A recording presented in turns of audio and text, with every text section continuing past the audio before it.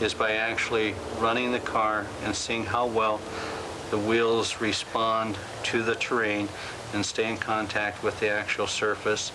You want to make sure that the car is not bouncing around, as I look for. I always try to keep as much tire contact as possible with the ground at all times. The other thing that I look for is how well the car is jumping.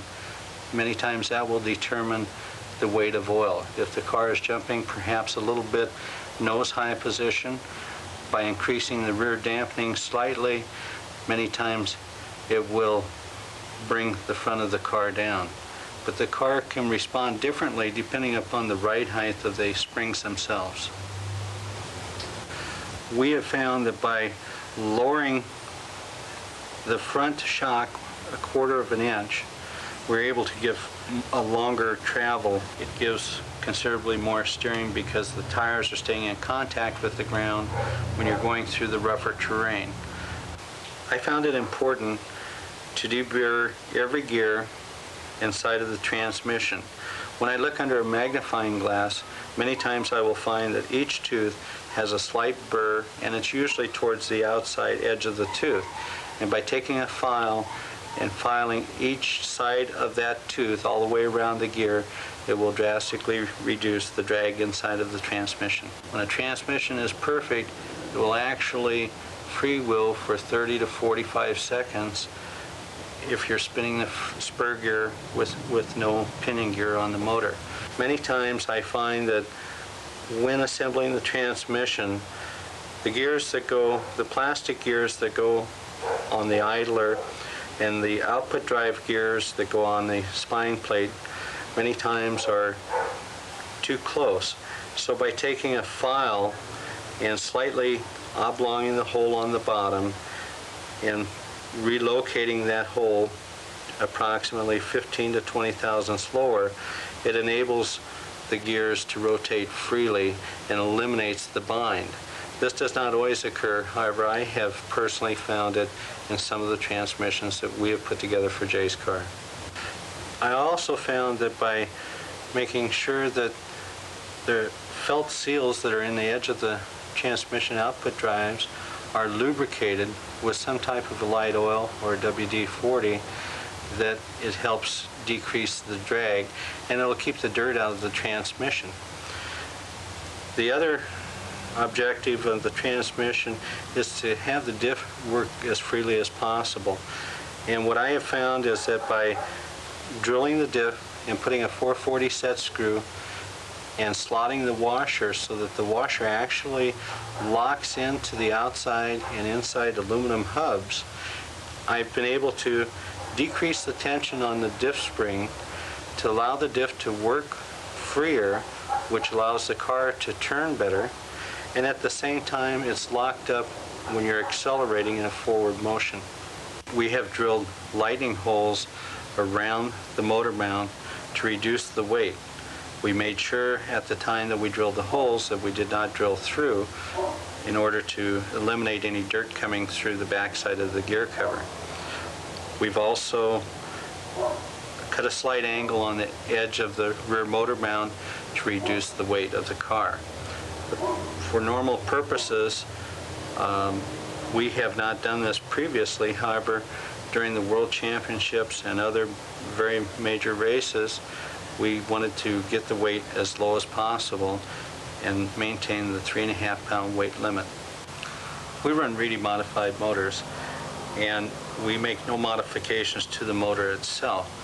The only thing that we do is perhaps change the gearing on the car. Obviously, the longer the run time, the lower the pinion that we have to run. We like to run the Reedy Silver Dot motor for off-road, and it's very mild, comes on very smoothly out of the turns, but still has good acceleration on the top end.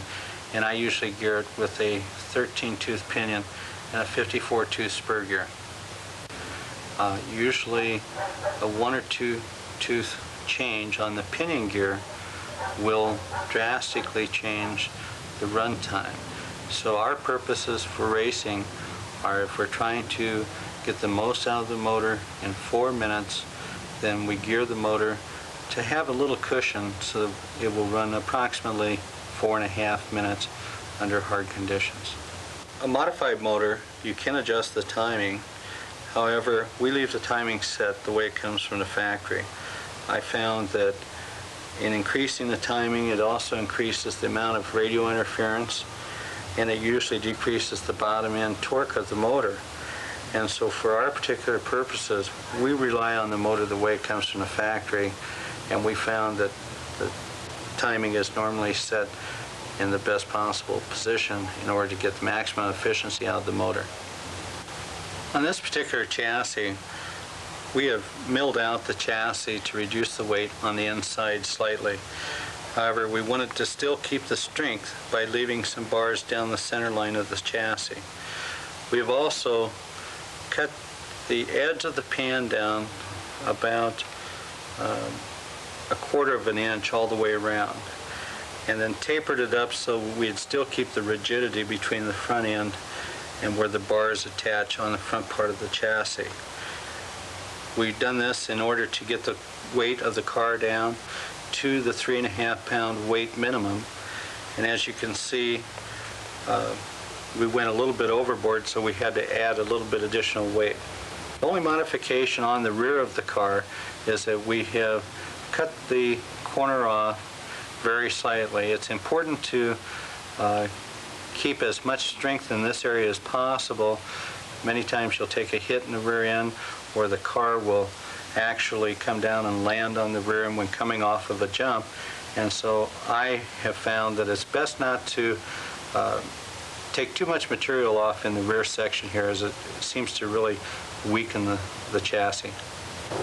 The Holiday buggy tire has a better compound than most tires on the market. It is more of a rubbery tire, and I believe, at least in my opinion, I believe that's why this tire seems to work so well. I think it's a combination of the compound and the tread design on the tire itself.